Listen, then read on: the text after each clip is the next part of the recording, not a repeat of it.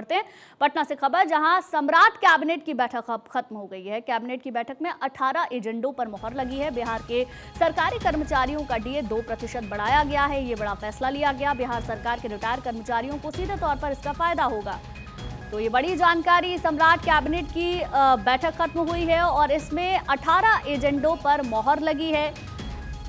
बिहार के सरकारी कर्मचारियों के डीए को 2% बढ़ा दिया गया है। बिहार सरकार के रिटायरमेंट कर्मचारियों को सीधे तौर पर इसका फायदा होगा। तो कैबिनेट में 18 एजेंडों पर मुहर लगी है। सम्राट कैबिनेट की बैठक चल रही थी, बैठक अब खत्म हो चुकी है। कई फैसले इस कैबिनेट की बैठक में लिए गए हैं, जिनमें कि एक फैसला है जो सरकारी कर्मचारी हैं उनके डीए को 2% बढ़ा दिया गया है। सरकार के रिटायर कर्मचारियों को भी इसका फायदा होगा। तो सम्राट कैबिनेट की बैठक खत्म हो चुकी है। कई बड़े फैसले लिए गए हैं। जो जानकारी मिल रही है, करीब 18 ऐसे एजेंडे हैं जिस पर मुहर लगी है, जिसमें कि एक फैसला बिहार के जो सरकारी कर्मचारी हैं उनके डीए को बढ़ाया गया है।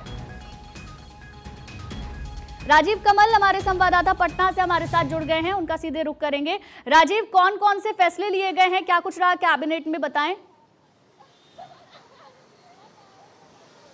देखिए, सम्राट चौधरी के कैबिनेट में 18 एजेंडों पर मुहर लगी है और अगर बात करें अहम एजेंडों पर, तो सबसे पहले डीए जो बढ़ोतरी है 2% डीए महंगाई भत्ता जो है वो अब एक तरीके से सरकारी कर्मचारियों को मिलेगा। रिटायर हैं सरकारी कर्मचारी, उनको भी ये एक तरीके से उनको फ़ायदा पहुंचेगा। अगर बात करें एजेंडों को लेकर, तो गृह विभाग की तरफ से जो अगर उसमें निकाला गया है तो 5 पदों की स्वीकृति दी गई है आपको। उसमें मधुबनी और वैशाली जिला के पुलिस अधीक्षक के तौर पर 5 पदों की स्वीकृति मिली है। और उच्च विभाग की बात करें तो उसमें 3 जो है डिग्री महाविद्यालय खोलने की बात की गई है। ये पश्चिमी चंपारण में ये खुलेगा 2 और एक खुलेगा आपको मुंगेर प्रखंड में खुलेगा। तो ये गृह विभाग के। वहीं अगर राजस्व भूमि सुधार विभाग की तरफ से जो बात करेंगे तो केंद्रीय औद्योगिक सुरक्षा बल किशनगंज के इलाके में ये एक संवेदनशील इलाका पड़ता है और सीमांचली इलाका है, जहां से आपको एक तरीके से नेपाल का भी पड़ता है और अगर बांग्लादेश का भी, तो कहीं ना कहीं वहां एक अब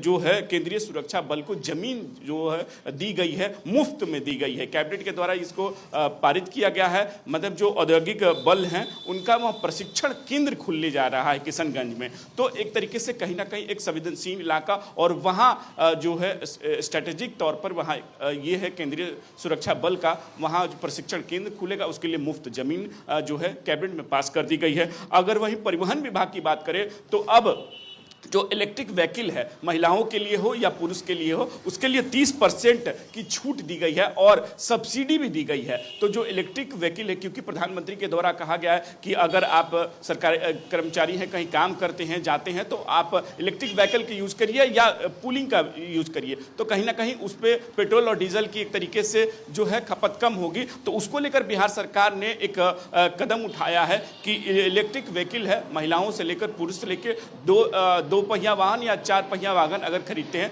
तो 30% के उसमें सब्सिडी दी जाएगी, छूट दी जाएगी और सरकार उसमें सब्सिडी देगी। तो एक बेहतर कदम है इलेक्ट्रिक व्हीकल को आगे बढ़ाने के लिए और लोगों के लिए कहीं ना कहीं उससे फायदा होगा।